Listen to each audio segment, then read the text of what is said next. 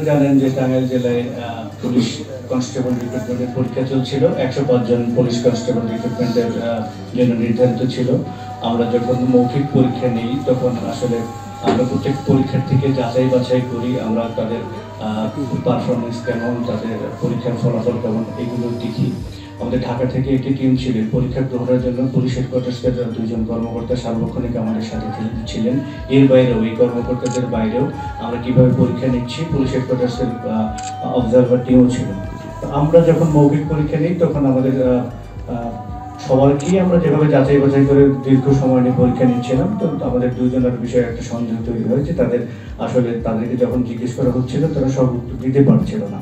তো তাদের উত্তরপত্রগুলো, লিখিত উত্তরপত্রগুলো দেখে তাদেরকে আবার জিজ্ঞাসা করা হলো যেসব বিষয় তারা লিখেছে, যে বিষয়গুলো লিখেছে ওগুলো তো তার বলতে পারার কথা, যে যেটা উনি নিজে লিখে পাশ করেছে। তো তখন যখন তাকে ওই লিখিত বিষয়গুলো জিজ্ঞেস করা হলো সে সম্পর্কে একটিও সে উত্তর দিতে পারেনি, যার ফলশ্রুতিতে আমাদের সন্দেহ হয়।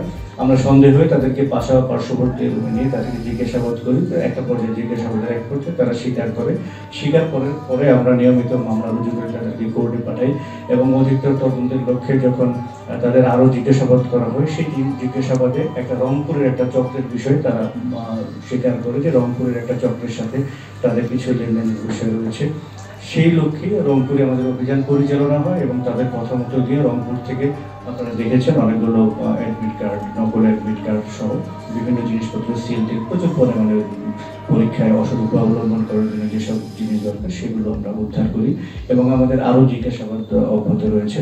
আমি মনে করব যে সঠিক এবং স্বচ্ছ রিক্রুটমেন্টের জন্য এই ধরনের অভিযানগুলো আমাদের সকল নিয়োগ ক্ষেত্রকে আরও স্বচ্ছ করবে এবং বাংলাদেশ যে নতুন বাংলাদেশ বিনির্মাণের স্বপ্ন আমাদের রয়েছে সেই স্বপ্নকে বাস্তবায়ন করতে গিয়ে এই জিনিসগুলো আমাদেরকে বিশেষভাবে এটা গুরুত্বপূর্ণ এবং এটা আমাদের একটা অনন্য সাধারণ মাইলফলক হিসেবে আমরা বলতে পারি। সবাই ধন্যবাদ। পুলিশের কাউকে জড়িত আমরা পাই না, পুলিশের কোনো ধরনের কোনো কাউকে আমরা জড়িত পাই না।